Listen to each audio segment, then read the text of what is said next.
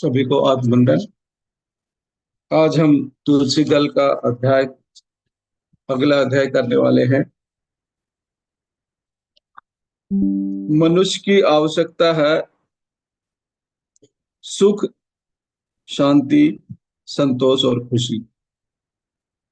सुख शरीर से जुड़ा है, शांति बुद्धि से संबंध है, संतोष मन से संबंधित है और आत्मा आनंद से जुड़ी है।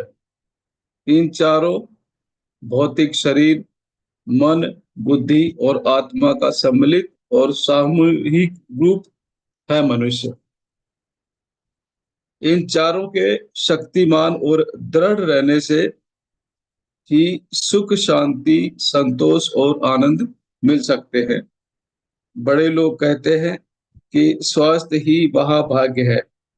स्वास्थ्य का अभिप्राय केवल शारीरिक स्वास्थ्य नहीं है, बल्कि मानसिक, बौद्धिक और आत्मिक स्वास्थ्य सब है। वास्तव में शारीरिक स्वास्थ्य मानसिक स्वास्थ्य पर, मानसिक स्वास्थ्य बुद्धि पर और बुद्धि का स्वास्थ्य आत्मा पर आश्रित है। अर्थात आत्मा का स्वास्थ्य सर्वप्रधान है। अधिकाधिक शारीरिक रोग मानसिक उलझनों से ही उत्पन्न होते हैं। यदि हमारे पास स्वास्थ्य नहीं है तो अतुल संपत्ति भी हमें आनंद नहीं दे सकती, और यदि शरीर स्वस्थ है तो संपत्ति की आवश्यकता ही नहीं है। इसलिए कहा जाता है कि स्वास्थ्य ही महाभाग्य है।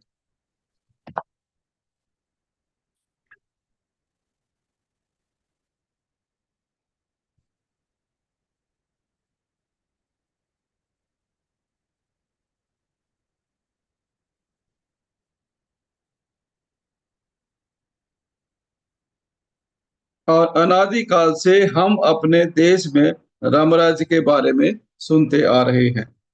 हर युग में जनता राम राज्य के आने के स्वप्न देखती आई है। राम राज्य का मतलब है राम जैसे पुण्य पुरुष के शासन में होने वाला राज्य। राजा यदि राम जैसा महायोगी होगा तभी ऐसा राज्य धरती पर हो सकता है। आध्यात्मिकता से जन्म लेकर, आध्यात्मिकता में ही बड़े होकर और आध्यात्मिकता के लिए ही जीने वाले योगी राजा के शासन में ऐसा राज्य हो सकता है। राम जैसे राजा के शासन में राम राज्य साध्य है। इसलिए सुकरात ने कहा था, तत्ववेता ही शासक हूँ। यदि लोग राम राज्य चाहेंगे तो शासक के रूप में आत्मज्ञानियों को ही चुनना चाहिए। राम जैसे राजा के शासन में ही राम राज्य साध्य है। अपनी वास्तविकता की सृष्टि हम स्वयं ही करते हैं, यही महान सत्य है। यथा राजा तथा प्रजा जितना सच है, यथा प्रजा तथा राजा भी उतना ही सच है। पिरामिड स्पिरिचुअल सोसाइटी इंडिया सभी लोगों को ध्यानी और आत्मज्ञानी बना रही है। आत्मज्ञानी लोग निश्चित रूप से आत्मज्ञानियों को ही नेता के रूप में चुनेंगे और फिर राम राज्य आएगा। नव युग में सारे विश्व में राम राज्य आएगा। जो लोग जन्म लेकर भूलोक पर आते हैं, उन सबके जन्म लेने के पीछे एक कारण होता है। कारण के बिना यहाँ आने की आवश्यकता किसी को नहीं है। इस धरती में सब सीखने के लिए और सिखाने के लिए ही हम आते हैं। हमारा कर्तव्य और ध्येय आत्मज्ञान प्राप्त करना ही है। और यह ज्ञान कहाँ से मिलता है, कैसे संभव है इसे पाना? मिलता है तो कहीं भी नहीं, हमें स्वयं ध्यान साधना करके ही प्राप्त करना होता है। साधना द्वारा सब कुछ पाया जा सकता है। बिना कष्ट सहे कभी फल नहीं मिलता। ध्यान की साधना का मतलब है उच्छ्वास और निश्वास पर ध्यान रखकर निर्विकार स्थिति को पाना। उस स्थिति में होने वाली अनेकानेक अनुभूतियों तथा पूर्ण आत्माओं द्वारा मिले ज्ञान को ही आत्मज्ञान कहा जाता है। आत्मज्ञान अर्जित करने के तीन तरीके हैं: ध्यान, स्वाध्याय और सज्जन संगति। इस जन्म को आखिरी जन्म बनाने के लिए तीनों की ही आवश्यकता है। भौतिक जीवन में हम जो प्राप्त करते हैं वह सब अशाश्वत है, इसलिए शाश्वत सत्य के लिए ही प्रयत्न करना चाहिए। अब इसी जन्म को अंतिम जन्म बनाना है। पहले ही हम अनेक जन्म लेकर और फिर मरकर सब व्यर्थ किया है। भक्ति योग नहीं है, कर्म योग नहीं है, धर्म है। ज्ञान ही योग है, वही ज्ञान योग है। ध्यान ही योग है, वही राजयोग है। रोग को निकालेंगे, सदा धर्म का आचरण करेंगे, योग की साधना करेंगे। ज्ञान योग साधना के दो मार्ग है: स्वाध्याय और सज्जन संगति। आदि शंकराचार्य ने भज गोविंद में कहा है, तिज गति सज्जन संगति रेखा, भवती भवार्पण तरने नौका। पतंजलि ने भी योग सूत्र में कहा है, तप स्वाध्याय ईश्वर प्राणी धानानि क्रिया योग है। यानी तप, स्वाध्याय, ईश्वर, प्राणी, धानानि क्रिया योग है। राजयोग का मार्ग एक ही है। अनापनसति योग के मार्ग दो ही है, उनके सूत्र भी दो ही हैं, कभी भी कहीं भी। हर व्यक्ति को किसी भी लोक में उत्तम शरणम गच्छामि नामक सूत्र याद रहना चाहिए,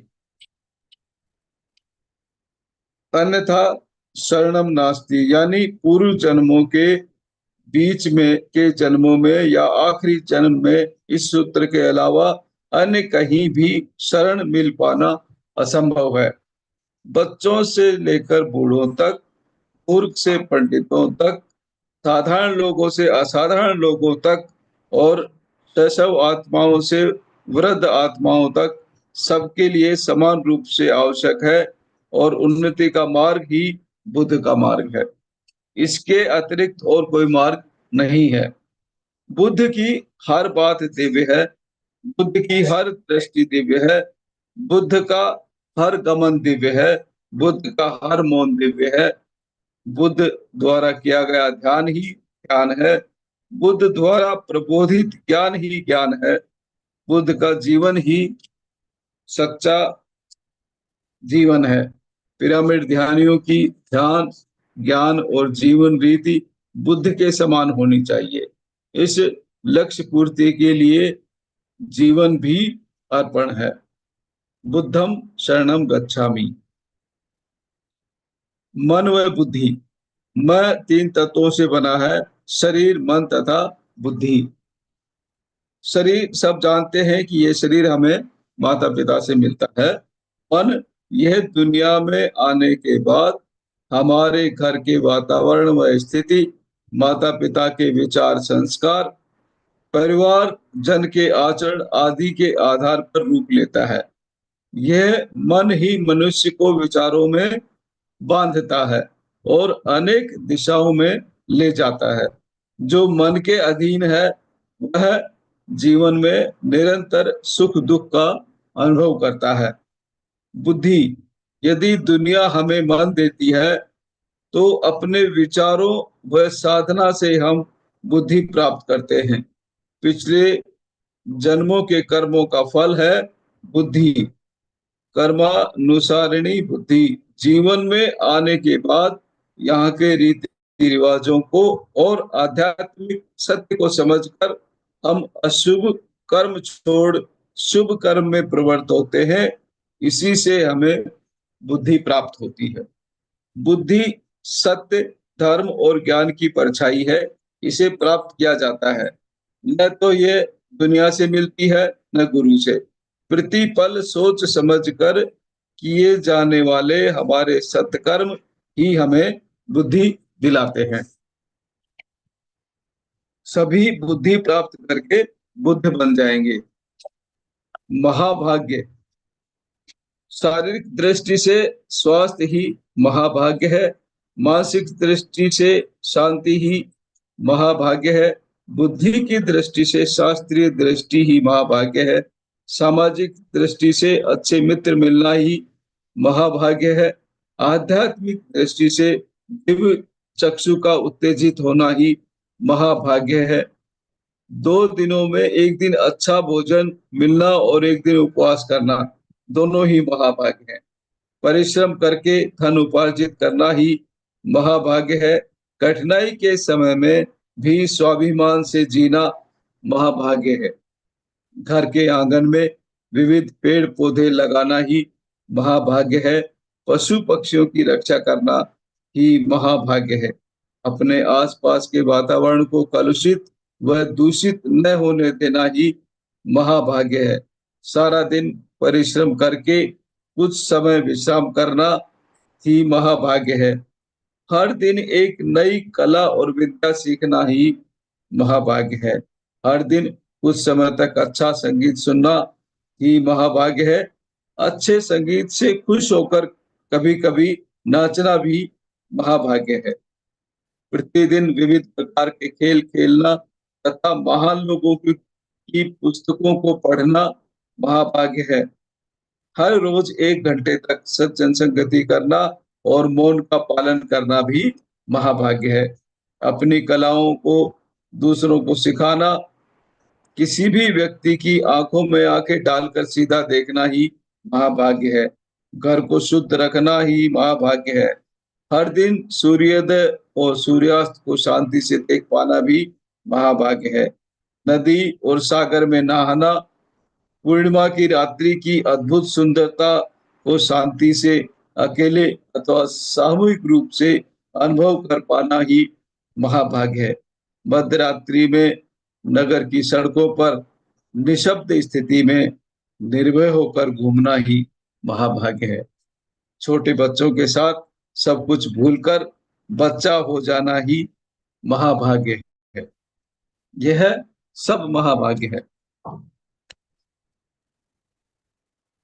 विष्णु सहस्त्रनाम महान रचना है।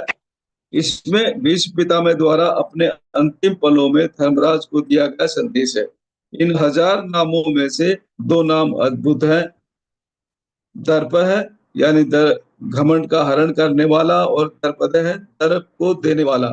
विष्णु सहस्त्र नाम के प्रत्येक नाम में विष्णु तत्व और विष्णु गुण व्याप्त है।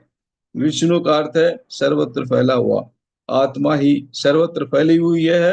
हर आत्मज्ञानी एक विष्णु है। उसी तरह हर आत्मज्ञानी सहस्त्र फणों वाला सांप भी है। आत्मज्ञानी वही है जिसने सहस्त्र दल कमल को पा लिया है। सहस्त्र का अर्थ यहाँ 1000 नहीं बल्कि अनंत है। एक आत्मज्ञानी के अनंत गुणों में से केवल 1000 गुणों के बारे में भीष्म पिता ने विशेष रूप से बताया। विष्णु सहस्त्र नाम का हर नाम अद्भुत है। हर पिरामिड ध्यानी को इस ग्रंथ को अवश्य पढ़ना चाहिए। जब आत्मज्ञान होता है तब घमंड स्वयं खो जाता है। जिसे आत्मज्ञान नहीं है वह दूसरे आत्मज्ञानियों को नहीं देख सकता। अतः वह स्वयं को महान समझता है और अहंकार में पड़ जाता है। परंतु जिस प्रकार दिन के समय में तारे दिखाई नहीं पड़ते और रात होते ही प्रकाशित होने लगते हैं, वैसे ही एक अज्ञानी जब आत्मज्ञानी हो जाता है तब उसे बाकी आत्मज्ञानी भी चमकते हुए दिखाई देने लगते हैं। तब उसका अधूरा ज्ञान पूरी तरह से दूर हो जाता है और वह सत्य को समझ लेता है। भीष्म पिता ने दर्पदय का प्रयोग किया, यानी दर्प को देने वाला। आत्मज्ञानी आत्मबल से इस सच्चाई को विनम्रता पूर्वक प्रकट करता है कि मैंने प्राप्त किया, मैं समझ गया, मैं भी जान गया हूँ। लेकिन आत्मज्ञानी जो नहीं है वह आत्मबल को घमंड समझता है, लेकिन आत्मबल अहंकार नहीं है। यही दर्पदय शब्द का अर्थ है। बस आज के लिए इतना ही। सभी का बहुत बहुत धन्यवाद।